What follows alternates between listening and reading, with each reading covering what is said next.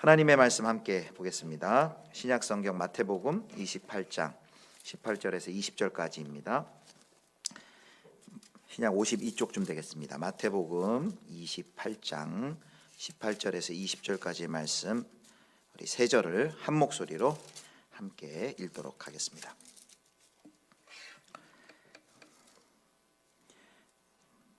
같이 읽겠습니다. 시작.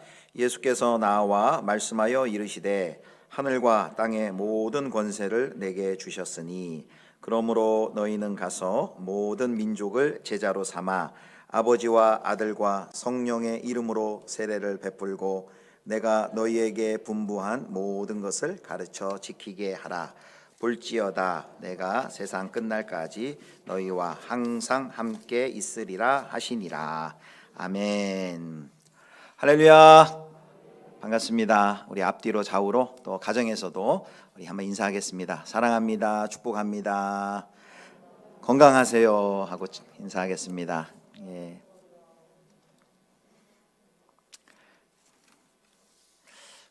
코로나 확산으로 또 가정에서 치료받고 계신 성도님들이 저희 교회도 많습니다. 지금 또 가정에서 이렇게 온라인으로 예배드리고 계실 텐데 아무쪼록 건강하게 회복되실 수 있도록 또 다시 건강한 모습으로 또 뵙고 예배드리기를 우리 또 같이 기도하고 있습니다.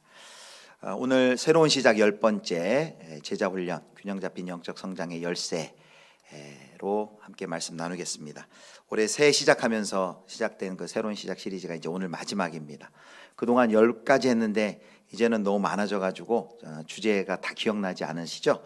그래도 마지막 시간이니까 제가 한 번씩은 좀 읽고 시작하겠습니다.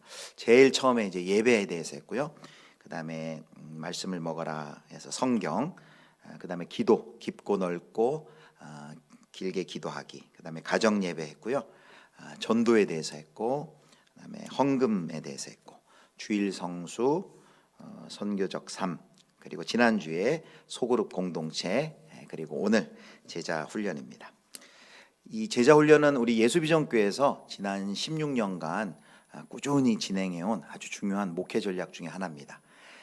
심지어 2020년 코로나 한참일 때도 중단하지 않고 줌으로 모여서 16기가 수료했었습니다. 작년에 제가 부임할 때 원로 목사님께서 두 가지를 부탁하셨어요.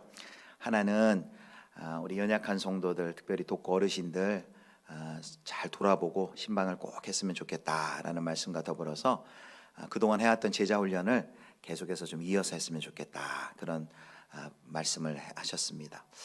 그만큼 우리 예수비전교회가 오늘 여기 서 있기까지 아주 중요한 사역이고 아주 목회의 핵심을 차지하는 그런 전략 중에 하나입니다. 또 우리 교회는 또 그 외에도 제자훈련 말고 또 양육 훈련 과정도 있죠. 뭐 큐티 스타트, 성경 파노라마. 전에 코로나 전에는 여러 가지 양육 과정, 아기 학교, 또 부모 학교 이런 것들이 있었는데 이제 코로나 기간 중에는 그런 양육 과정들은 많이 이제 열지를 못했습니다. 우리 교회는 이제 두 단계로 돼 있습니다. 영적 성장반 한 다음에 그 다음에 수료하신 분들이 제자 훈련 과정을 1년으로 듣고 있습니다. 올 초부터 영적 성장반 과정을 진행해서 이제 다음 주에 수료하게 되고요. 그리고 그동안 영적 성장반 수료하신 분들 중에 아직 제자 훈련반을 수료하지 못한 분들 대상으로 저희들이 오늘부터 이제 모집을 해서 4월 하순부터 새롭게 17기 제자 훈련을 시작하려고 합니다. 저는 개인적으로 2004년에 제가 강도사 시절에 제자훈련 세미나 참석하고 이제 그때부터 제자훈련을 시작했습니다. 마침 섬기는 교회마다 제자훈련을 하는 교회여서 지금까지 이제 꾸준하게 제자훈련을 했었습니다. 그리고 부임하기 전에 이전에 있던 삼일교회에서는 3, 40대 청장년, 또 40대, 50대, 60대 작년에 모든 이제 제자훈련을 총괄하는 그런 디렉터로도 섬겼습니다. 그래서 제자훈련 사역이 이제 저한테는 많이 익숙한 편입니다. 교재 내용도 잘 알겠고 커리큘럼도 알고 어떻게 진행해야 되고 어떻게 또 운영해야 되고 이런 것들에 굉장히 익숙한 편입니다. 그러나 이렇게 사역에 익숙한 것하고 그렇게 사역을 해서 그 사역을 통해서 제자훈련의 그 궁극적인 목적인 예수님 닮은 제자들로 세워졌느냐라고 물을 때는 또 쉽사리 대답은 잘 못할 것 같습니다. 왜냐하면 이렇게 뒤돌아볼 때 많은 시행착오도 있었고 부족한 점들이 참 많았던 것 같습니다. 그리고 이제 작년에는 제가 부임하느라 제자 훈련을 못했고 이제 2년 만에 다시 제자 훈련을 시작하려고 할 때 부교육자로 제자 훈련을 또 하는 거 하고 또 한교회 담임 목사가 되어서 제자 훈련을 또 시작하려고 하니까 여러 가지 제 안에 좀 본질에 관한 질문들이 생겼습니다. 이 제자 훈련을 꼭 해야 되나?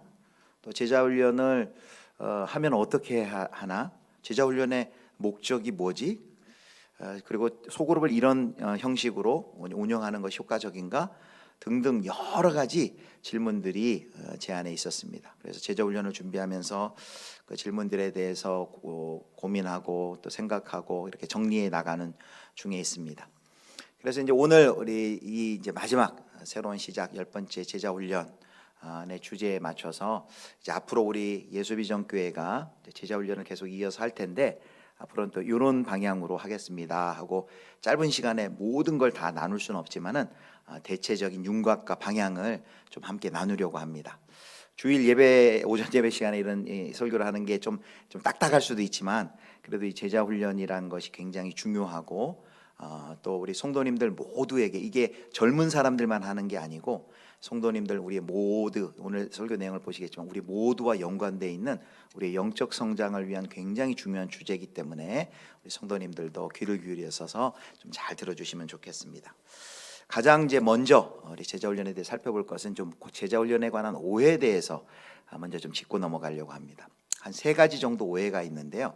오해라고 표현했지만 사실 우리 주변 또 우리 한국교회 현장에서 1960년부터 지금까지 1960년대에 내비게이터라는 선교단체를 통해서 제자훈련이 도입되고 또 8, 90년대 사랑의 교회를 대표로 해서 이제 많은 교회 가운데 잘 접목이 돼 지금까지 진행해온 그 제자훈련을 해가면서 많은 목회자들과 전문가들이 이렇게 뒤를 돌아보고 또 되짚어보고 반성하면서 한 3가지 정도 우리가 어떤 실수 그리고 또 실패했던 그런 부분들에 대한 이야기입니다.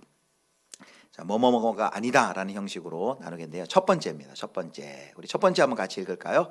시작. 제자 훈련은 소그룹 성경 공부가 아니다. 예, 제자 훈련하면 이렇게 생각하시는 분이 있어요. 교재를 한 권 정해서 목회자가 그 교재에 대해서 가르치고 설명을 하고 그리고 잘 밑줄 긋고 또 거기 답을 채우고 그래서 어떤 정보를 성경에 관한 지식과 정보를 잘 얻는 그런 과정으로 생각을 하는 경우가 있습니다. 그런데 여기 왜 제자 교육이라 안 하고 훈련이라고 했을까요? 여러분 혹시 그런 질문 해봤습니까? 제자 교육이라 하는 데는 없는 것 같아요. 제자 훈련, 무슨 유격 훈련 하듯이 제자 훈련이라고 했습니다. 여기 훈련이라고 한 것에는 이것이 단순한 어떤 지식의 주입식 교육이 아니라 그것을 넘어서 개인의 삶의 변화, 인격의 변화, 말씀 앞에서 삶과 인격이 변화되도록 함께 뒹굴고 정말 훈련하는 그런 의미가 여기에 녹아져 있다는 사실입니다. 그래서 제자 훈련은 우리가 성경의 말씀 앞에서 우리의 삶을 이렇게 다 공개하는 거예요. 오픈하는 거예요. 그래서 제자 훈련 모이면은 처음에 한 3월에 모인다면 3월 한 달, 2달은 굉장히 어색합니다. 왜냐하면 친해지기도 전에 이렇게 개인의 깊은 얘기를 해야 되거든요. 어떤 가족의 개인의 정보를 얘기하는 것이 아니라 마음속에 깊은 개인의 이야기, 삶의 이야기를 꺼내놓고 말씀 앞에 꺼내놓고 성령의 또 도우심과 역사를 기다리고 우리가 예수님을 닮아가는 그 일을 제자훈련의 과정에서 하기 때문에 그래서 제자훈련 하다 보면 이렇게 찾아오는 분들이 있어요. 난 성경 공부인 줄 알았는데 이런 과정인지 몰랐습니다 하면서 중도에 그만두는 분들도 많이 봤습니다. 그냥 답 달아주기 또는 지식을 전달하고 어떤 정보를 성경에 관한 내용을 정보를 공부하는 그런 것이 아니라는 것이죠. 자, 두 번째입니다. 두 번째 같이 한번 읽겠습니다. 두 번째 시작. 제자 훈련은 신앙의 엘리트 코스가 아니다. 예.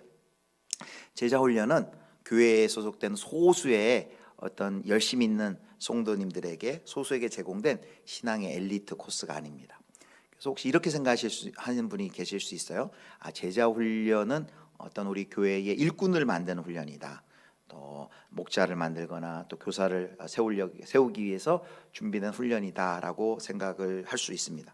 물론 그 훈련의 과정을 통과한 분들이 그들 중에서 또 헌신된 분들이 목자로 세워지고 또 사역자로 세워지는 것은 너무 좋지만 제자 훈련 자체의 목적이 어떤 일꾼을 세우는, 교회 안에 일꾼을 세우는 그것이 궁극적인 목적은 아니란 말씀입니다. 그리고 또 이제 이렇게 또 생각할 수 있어요. 제자 훈련을 그럼 마쳐야 제자가 되는 건가?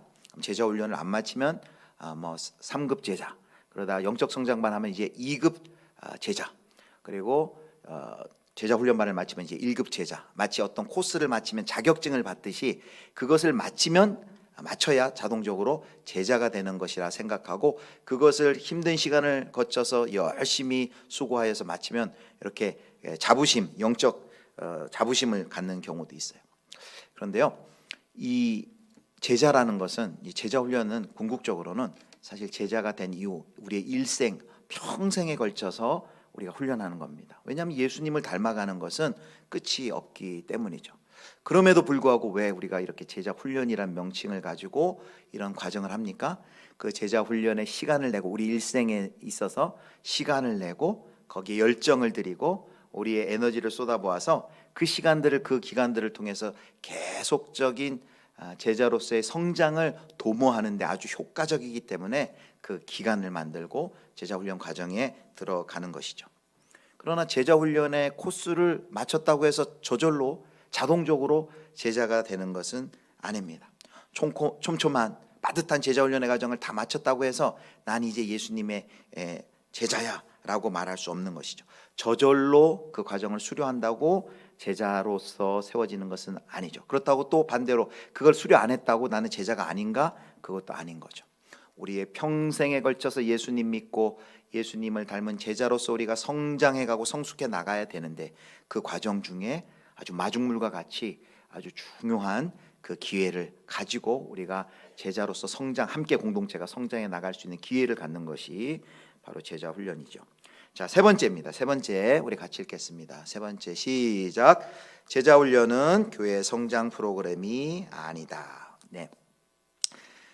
제자 훈련을 교회가 성장하기 위한 좋은 프로그램으로 생각하는 것입니다.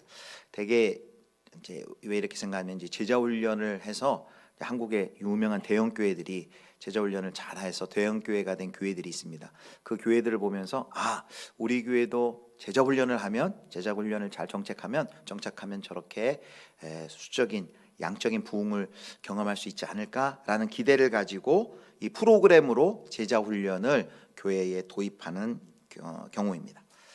교회가 성장하고 수적으로 느는 것은, 그것은 뭐 좋은 일이죠. 그걸 부정할 필요는 없을 것입니다. 그런데 양적인 성장을 도모하기 위해서, 그것이 목적이 되어서 제자 훈련을 하겠다라고 하는 것은 그 본말이 전도된 것입니다. 앞뒤가 바뀐 것이에요. 그리고 좀 더 냉정하게 얘기하면, 정말 제자 훈련을 제대로 하면요, 오히려 이 수적인 성장이 정체될 수 있습니다. 왜냐하면 제자 훈련할 때, 제자 훈련 핵심이 뭡니까? 십자가를 지고 자기를 부인하고 예수님을 따르라는 그런 힘든 메시지거든요. 그걸 실제로 강조하고 그렇게 살려고 공동체에서 서로 도전하다 보면 뭐가 부딪히냐면, 하나님 나라를 실현하는 이 가치와 그리고 숫자적인 성장의 가치가 부딪히게 됩니다.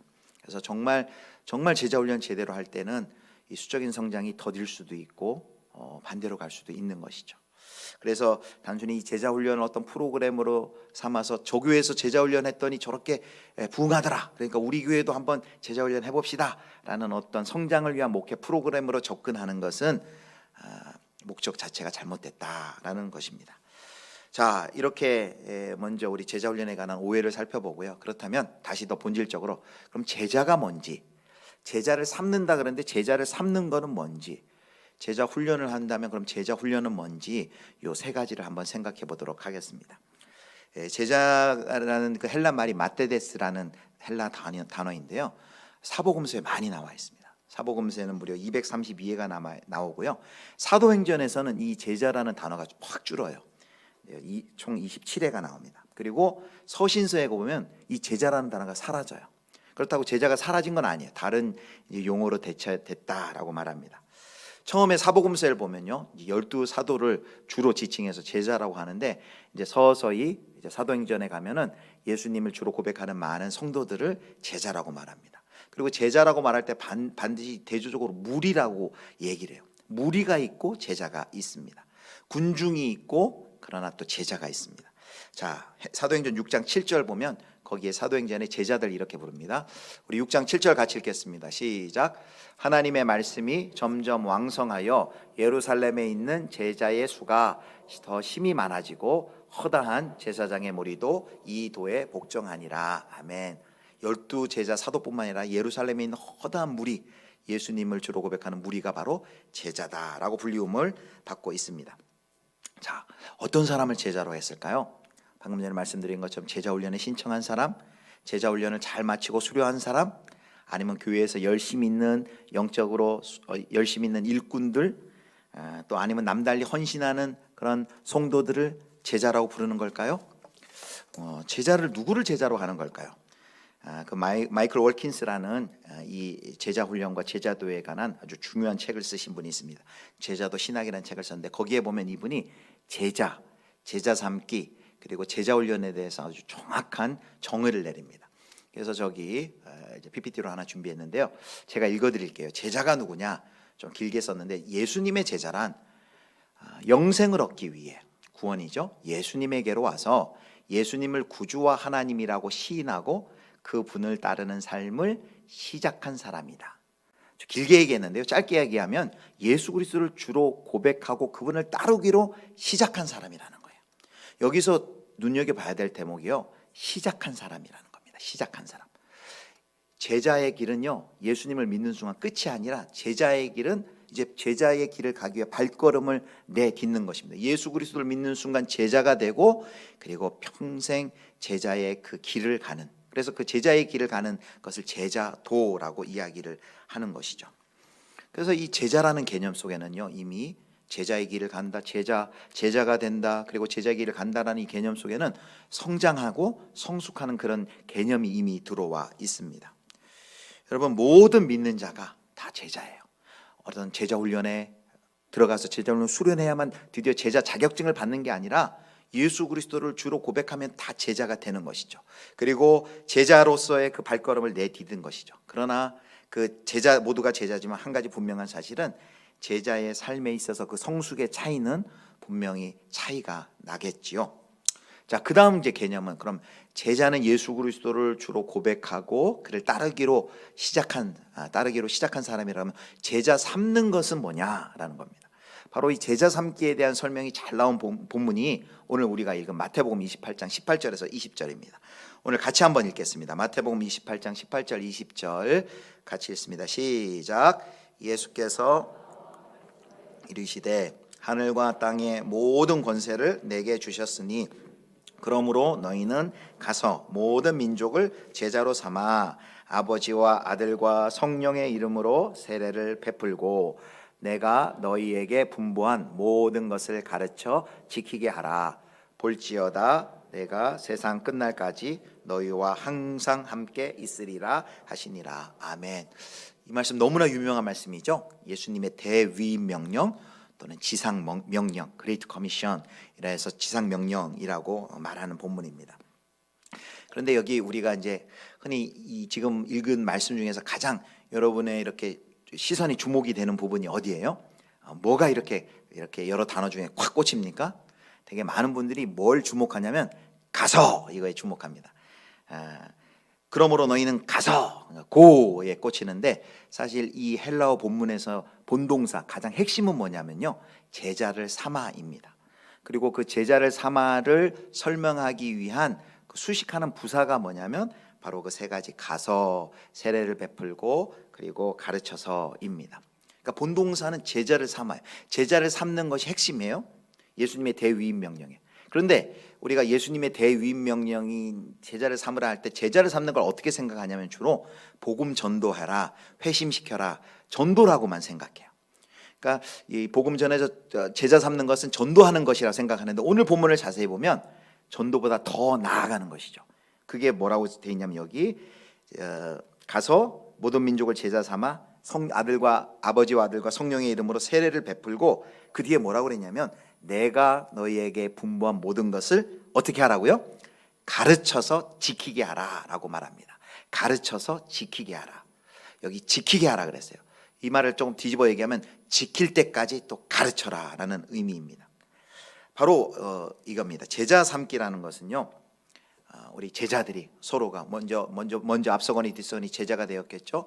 그 제자들이 서로 도와서 예수 그리스도를 닮아가는 그 성장과 성숙을 이루도록 돕는 일이 바로 이 제자를 삼는 것입니다. 그냥 예수님을 전해주고 예수를 주로 고백합니다. 사역일 읽어주고 예수님을 믿고 영접기 됐으니까 끝, 이제 제자 됐어. 그것이 아니라 그렇게 믿은 사람이 발걸음을 내딛고 이제 영적으로 예수님을 닮아가도록 성장하고 성숙해 가도록 그를 도와주는 것이, 그래서 가르쳐 지키게 하는 것이 바로 제자 삼는 것이죠. 그렇다면 제자 훈련은 그것 가지고 정리를 하면 되겠네요. 제자 훈련은 그럼 무엇일까요? 그러므로 제자 훈련은요, 복음 전도를 뛰어넘어서 그리스도를 위해 자신의 삶을 헌신하고 그분을 닮은 성숙의 자리까지 나아가도록 함께 훈련하는 과정이 바로 제자 훈련의 과정입니다. 그래서 이 대목에서 그 제자 훈련하면 이제 한국에 이제 옥하는 목사님, 고 옥하는 목사님께서 이 제자 훈련을 이제 우리 선교 단체 전유물이었던 제자 훈련을 이제 지역 교회 이제 목회적으로 잘 정착시키셨는데, 그 옥하는 목사님은 간단하게 이렇게 설명합니다. 제자 훈련이 뭐냐? 예수 그리스도의 인격과 삶을 배우고 따르고 예수님을 닮은 사람을 만드는 것이다. 그리고 더 짧게 이렇게 얘기해요. 작은 예수를 만드는 것이다. 작은 예수를 만드는 것이다. 이렇게 말을 합니다.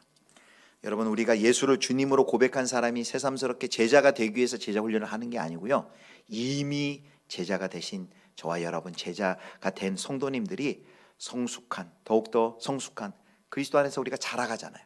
성숙한 예수님을 닮은 제자가 되기 위하여서 훈련하는 것이 바로 이 제자 훈련이다라는 말씀입니다.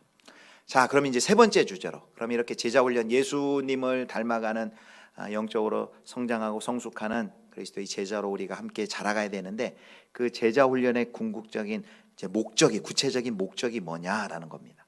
그래서 네 가지 목적을 말씀을 드리도록 하겠습니다.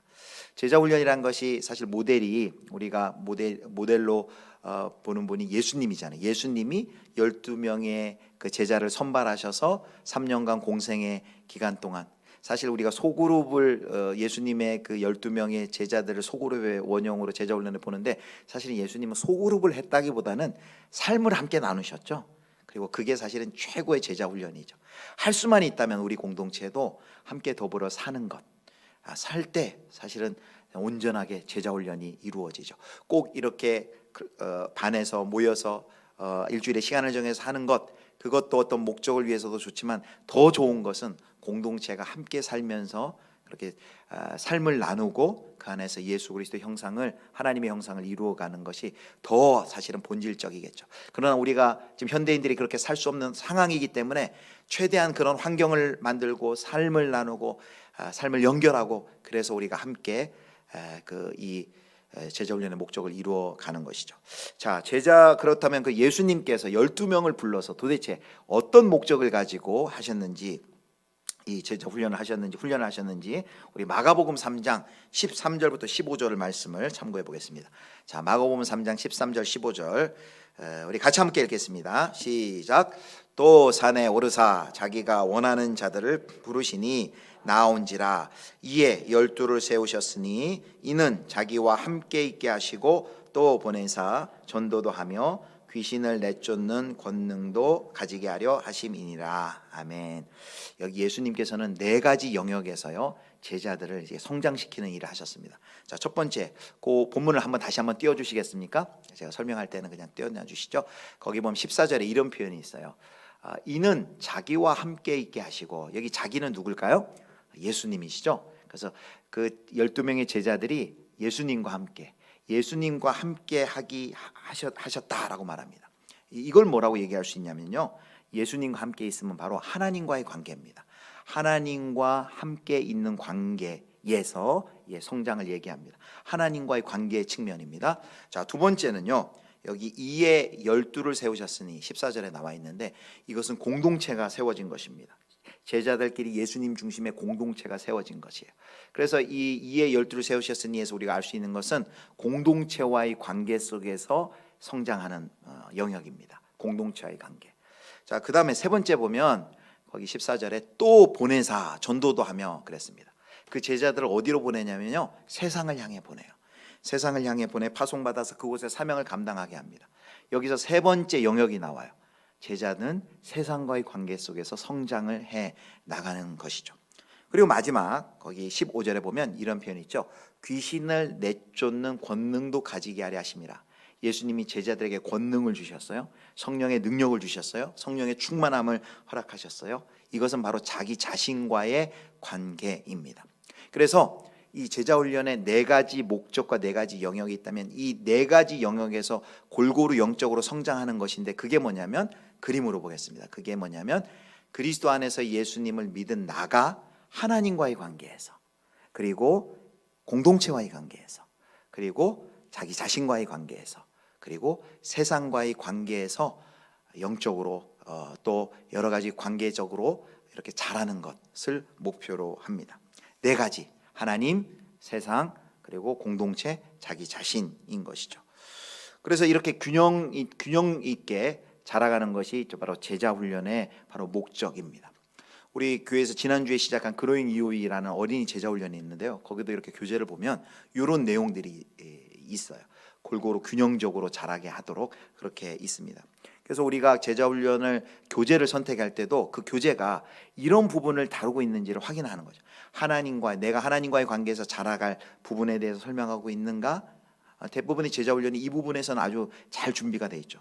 그렇다면 또 내가 이웃들과의 관계에서, 이웃과의 공동체와의 관계에서 내가 성장하도록 교재가 돼 있는가 또 살펴봐야 됩니다. 그리고 또 세상과의 관계에서, 제자 훈련에서 많이 부족한 부분이 이 부분이 세상과의 관계에서, 그리스도인으로서 세상 속에 들어서 일과 노동을 어떻게 봐야 되는지, 환경의 문제를 어떻게 봐야 되는지, 어떻게 우리는 세상의 그리스도인으로서 정치에 참여해야 되는지, 어떤 전공에 대해서 어떤 관점을 가져야 되는지, 이런 세상과의 관계에서의 우리가 성숙에 대한 것을 또 우리가 다뤄야 되고, 그리고 나 자신과 대해서 나를 부인하고 성령 충만한 나 자신에 대해서, 이렇게 네 가지 영역에서 균형 있는 성장을 하는 게 바로 제자 훈련의 목적이라는 것입니다. 자, 죄송합니다. 자, 이제 마지막으로 그렇다면 이제 앞으로 우리 예수비전교회에서 제자 훈련을 해 나갈 텐데, 이제 크게 어떤 방향으로 해 나갈지 이렇게 세 가지를 말씀을 드리도록 하겠습니다.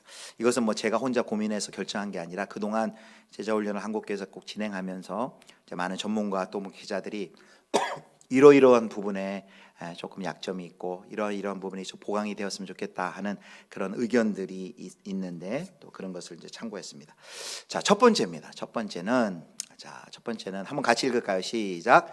하나님 나라 복음에 기초한 제자 훈련. 여러분, 예수님께서 이 땅에 오셔서 전한 메시지의 핵심, 예수 그리스도의 가르침의 핵심이 뭐냐면요, 하나님의 나라입니다. 그래서 마태복음에서는 회개하라, 천국이 가까웠느니라, 바로 이 천국이 하나님 나라이거든요. 그리고 마가복음 1장에서는요, 이르시되 때가 찼고 하나님의 나라가 가까웠으니 회개하고 복음을 믿으라, 이렇게 선포하셨습니다. 이 또 하나님의 나라에 대한 것을 우리가 알 수 있는 게 오늘 우리가 읽은 28장, 마태복음 28장 바로 18절 말씀이에요. 거기 뭐라고 얘기했냐면요, 하늘과 땅의 권세를 내게 주셨으니, 바로 하나님은 하늘과 땅의 권세 다스리시는 분이심을 우리에게 보여주십니다. 그리고 제자 삼는 이야기를 합니다. 그래서 우리가 항상 이 제자 삼는 사역, 또 제자 훈련의 사역의 배경이 이 하나님 나라라는 이 큰 배경 하에서 이것을 이해하고 진행을 해야 됩니다. 우리가 보통 하나님의 나라 하면은 천국 하면 죽어서 가는 하나님의 나라만 생각하는데, 성경을 보면요, 이 하나님의 나라가 예수님의 이 땅에 오심으로 이 하나님의 나라가 여기에 왔어요. 그래서 아까 말씀한 것처럼 회개하라, 천국이 가까이 왔다, 그리고 하나님의 나라가 가까이 왔다, 예수님이 선포하신 것이죠. 그리고 그 하나님의 나라에 우리가 어떻게 들어갈 수 있냐면, 바로 예수 그리스도의 십자가와 부활을 믿음으로 우리도 그 하나님 나라에 들어가서 하나님 나라의 백성이 된 것입니다.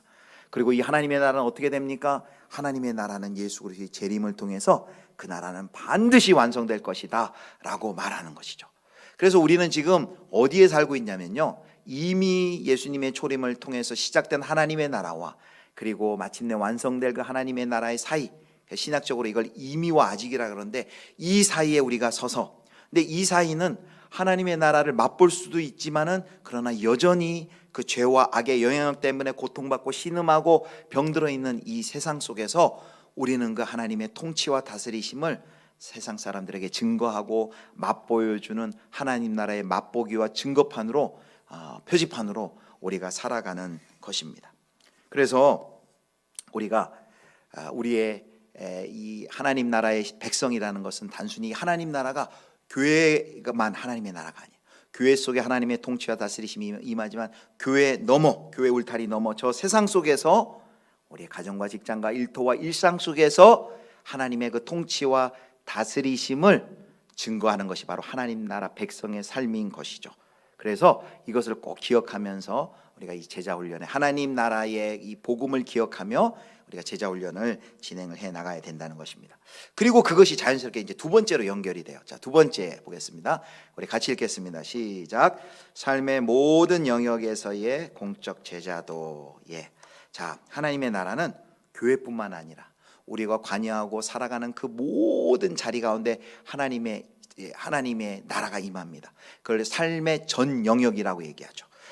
가정, 교회, 학교, 회사 이런 분야뿐만 아니라 정치, 경제, 사회, 또 문화, 스포츠, 예술 그 모든 영역에, 이 세상의 샤머니즘에서는 신이 갈 수 없는 곳이 있고 지역만, 한 지역만 거기만 다스려요. 부뚜막 귀신은 부뚜막만 통치하고 다스리는지 몰라요.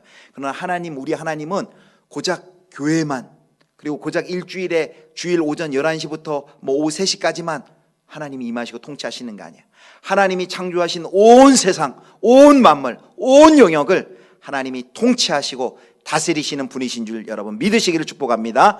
바로 삶의 전 영역에서 하나님이 통치하고 다스리신다는 것이죠. 그렇다면 제자의 삶은 교회에서만 제자의 삶을 살아서는 안 되겠죠. 그 제자는 교회에서 주일만이 아니라 월요일부터 토요일까지, 그리고 내가 일주일 동안 가서 살고 있는 그 영역, 그 자리, 가정에서, 또 회사에서, 연구소에서, 학교에서, 그 모든 전공의 자리에서, 또 주부는 또 가정에서 또 자녀를 양육하는 그 자리에서, 살림하는 그 자리에서, 우리의 일상생활뿐만 아니라 우리가 이웃과 연결해서 살아가는 그 사회생활까지, 거기에까지 하나님의 통치와 다스리심이 나타나고 우리의 제자의 모습, 우리의 신앙의 모습이 나타나야 한다는 것입니다. 그래서 우리 예수 믿는 우리 그리스도인들이 다시 한번 강조하지만요, 우리가 종교생활, 또 종교적인 영역에도 우리가 열심히 있는 그리스도인으로서 살아가야 되지만, 우리가 속한 그 직업, 직장생활, 그리고 우리가 속한 그 사회 속에서 시민의 한 사람으로 살아가는 그 사회 속에서 우리가 그럼 어떻게 하나님 나라 백성으로, 이 땅에 발을 딛고 있지만 하늘에 속한 하나님 나라 백성의 시민권을 가진 사람으로서, 그 그리스도 예수의 제자로서 우리는 그 하나님의 통치와 다스리심을 저 공적인 영역에 나가서 우리는 증거할 수 있을까, 이 고민을 우리가 해야만 합니다. 성도는 사사로운 영역에서 벗어나 그 공공의 마당에서도 예수 믿는 사람의 그 모습을, 그냥 이 우리의 신앙이 그냥 숨겨진 곳에서 한쪽 구석에서만 우리의 신앙이 아니라 우리의 신앙을 가지고 어떻게 공적인 영역에서 우리는 그리스도의 제자로서 살아갈 것인가, 바로 그 고민을 하고 그 준비를 하는 것이 바로 우리 교회의 제자 훈련이 되어야 한다는 것입니다. 그래서 짐 월리스라는 학자는 이런 얘기를 했어요. 신앙은 개인적이지만 사적이지 않다. 우리가 예수 그리스도를 개인적으로 믿고 예수님과의 관계를 맺음으로 신앙을 시작하지만 그것은 결코 사적인 영역에 그치지 않다는 것이죠. 우리 개인이나 교회 내에서만 머무는 제자도가 아니라 이제 사회적인 차원, 우리가 나가서 일하고 섬기는 사회적인 차원, 공적인 영역에서도 하나님의 나라를 드러내는 그런 통전적인 제자도, 이걸 다른 표현으로는 이제 공적인 제자도라고 얘기하는데, 바로 우리 교회에서 이제 하는 제자 훈련의 방향이 이런 공적 제자도에도 힘을 기울이고 또 관심을 가지고 추구해 나가는 방향이 될 것입니다. 자, 이제 세 번째, 마지막인데요. 마지막 같이 읽겠습니다. 시작. 전인격적인 변화와 삶에서의 실천. 전인격적인 변화와 삶에서의 실천. 전인격적인 변화와 실천. 전인격적이란 게 뭐죠? 사람을 이원론, 예전에는 이제 둘로 나누면 영과 혼 뭐 나누고 또는 영과 혼과 육, 뭐 이분설, 삼분설 뭐 이런 표현들을 이제 신학교에서 배우는데 그런 설도 있지만 사람을 유기적이기 때문에 전인으로 해석하는 것입니다. 사람은 영적이기도 하고요, 육체적인 면도 있고요, 또 정서적인 면도 있고요, 또 사회적인 측면도 있고요. 이런 측면을 다 아우르는 게 전인입니다. 그래서 예수님의 어린 시절, 예수님의 성장에 대해서 이렇게 얘기합니다. PPT는 없는데요, 제가 읽어드리겠습니다. 2장 52절 누가복음. 예수는 지혜와 키가 자라가며 하나님과 사람에게 더욱 사랑스러워 가시더라. 아기 예수님이 자라가는 모습을 이렇게 묘사하는데요, 여기 예수는 지혜가 자란다라는 건 지적인 면의 성장을 얘기합니다. 또 키가 자란다, 그러면 예수님도 키가 자라갔어요. 육체적인 측면의 성장을 이야기합니다. 그리고 또 하나님과 사람에게 사랑받는다, 하나님에게 사랑받는다, 영적인 측면이죠. 하나님과의 관계 속에서 자라가는 것이죠. 그리고 사람에게 관계적 측면, 사회적 측면이라고 할 수 있습니다. 이렇게 예수 그리스도께서 전인적으로 성장했듯이 우리 제자 훈련을 통해서 우리가 이렇게 전인적인 성장과 변화를 추구하는 것이 우리의 목적입니다. 제자 훈련이요, 그동안 진행된 제자 훈련 경험해 보신 분들지만 굉장히 지적인 영역에 많은 투자를 했습니다. 그래서 암송도 해오고 예습도 해오고 또 독서도 읽고 묵상도 하고 큐티도 하고 관찰 해석 적용하고 이런, 그래서 제자 훈련하면은요 이런 어떤 지적인 훈련이라고 생각을 할 수도 있고 너무 좀 지적인 측면에 좀 집중하지 않았나라는 그런 비판도 많이 있습니다. 그런데 여러 가지 하여튼 방법을 통해서 우리는 지적뿐만이 아니라 지적인 측면이 아니라 우리의 삶의 모든 영역, 나의 육체적인 또 하나님과의 관계, 또 이웃과의 관계, 사회적인 또 정서적인 이런 관계 속에서 우리가 온전히 치료되고 회복되고 예수의 제자로서 자라가는 것이 우리의 목적이 되어야 된다는 것이죠. 아까 그로잉 이호이 말씀드렸지만 그로잉 이호이 3년 과정에 우리 아이들 하는 그 제자훈련, 컴패션에서 만든 제자훈련인데요, 거기도 보면 이런 영역들별로 교육이 되어 있습니다. 하나님과의 관계 속에서, 이웃과의 관계 속에서, 공동체의 관계 속에서, 나 자신과의 관계 속에서, 그리고 육체적인, 정서적인 또 관계적인 측면에서 어떻게 우리 어린아이들이 성장할지 그것이 잘 이렇게 준비가 되어 있는 그런 교재입니다. 그래서 우리 예수비전교회에서의 제자훈련도 이런 전인적인 측면의 변화와 성장이 이제 목적이 되어야 되는 것입니다. 자, 결론을 맺겠습니다. 그래서 우리가 예수 그리스도 안에서 이제 이렇게 풍성한 삶을 살 수 있는데, 요한복음 10장 10절 말씀입니다. 요한복음 10장 10절 같이 읽겠습니다. 시작. 도둑이 오는 것은 도적질하고 멸망시키는 것뿐이요, 내가 온 것은 양으로 생명을 얻게 하고 더 풍성히 얻게 하려는 것이라. 아멘. 예수님이 우리 양들에게 풍성한 삶을 얻도록 하시겠대요. 여러분, 어떻게 우리가 풍성한 삶을 누릴 수 있습니까? 만약에 풍성한 삶을 못 누린다면 왜 못 누릴까요? 그거는 균형 있는 삶을 살지 못해서이에요. 하나님과의 관계 속에서, 그리고 공동체와의 관계 속에서, 그리고 세상과의 관계 속에서, 나 자신과의 관계 속에서 균형 있는 삶을 살고 균형 있는 성장을 이루어 나갈 때 우리는 풍성한 삶을 살 수 있습니다. 그런 사람을 골로새서, 이제 서신서에서는 이런 표현을 씁니다. 골로새서 1장 28절 29절 우리 마지막으로 읽겠습니다. 같이 읽겠습니다. 시작. 우리가 그를 전파하여 각 사람을 권하고 모든 지혜로 각 사람을 가르침은 각 사람을 그리스도 안에서 완전한 자로 세우려 함이니. 아멘. 이게 하나님의 꿈이에요. 복음서와 사도행전에는 제자라는 단어가 있는데 서신서부터는 제자가 없어요. 그럼 제자가 사라졌나? 그게 아니라 학자들이 이렇게 얘기합니다. 그 표현이 바뀌었다. 여기 보면 뭐라고 바뀌었냐면 완전한 자라고 나옵니다. 또 어떤 곳에서는 온전한 자, 또 어떤 곳에서는 그리스도의 장성한 분량에 이르기까지, 이런 표현들이 나옵니다. 바로 한마디로 얘기하면 예수 그리스도를 닮아가는 것, 바로 이것이 하나님이 우리를 향한 꿈이고, 바로 이것을 위해서 우리가 성령의 도우심을 받아 우리 공동체에서 함께 우리가 제자를 삼고 또 제자 훈련을 해 나가는 것입니다. 여러분, 제자 훈련은 아까도 말씀드린 어떤 프로그램이라 그걸 해야만 제자가 되는 것이 아니라 사실은 좀 더 본질적으로는 우리의 삶을 함께, 우리 공동체가 삶을 나누고 함께 제자로 성숙해 가는 것이죠. 그래서 목장에서도 우리가 사실은 제자 훈련을, 넓은 의미에서는 제자 훈련을 해 나가는 거예요.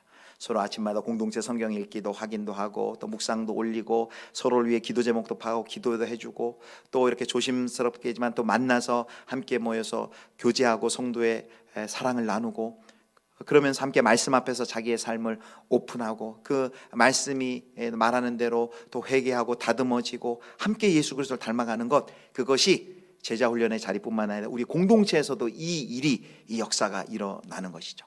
그러나 그러면서도 또 특별히 이렇게 시간을 정해서 과정을 정해서 제자 훈련을 하려고 합니다. 그동안 영적 성장반 또 받으시고 또 훈련을 계속 하셔야 되는 분들, 또 이번 기회를 통해서 시간을 드리고 또 열정을 들여서 예수님을 닮아가는 이 제자 훈련 과정에 또 참여해 주시고, 또 앞으로도 우리 성도님들 자신과 또 우리 자녀들이 예수 그리스도의 신실한 제자로 살아감으로 세워져 가고 풍성한, 예수님이 약속하신 그런 풍성한 삶을 사시는 우리 예수비전교회 모든 성도님들 되실 수 있기를 주님의 이름으로 축복합니다.